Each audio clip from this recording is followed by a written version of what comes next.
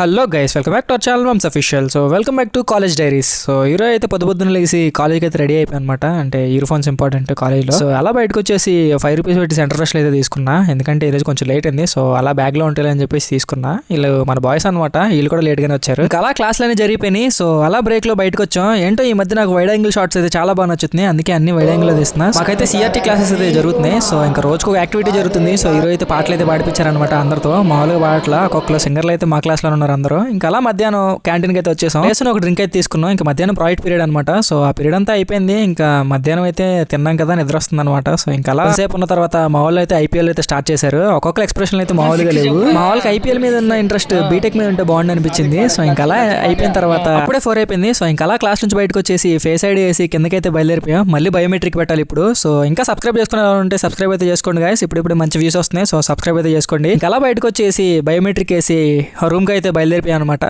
అది ఎవరు. Bye guys.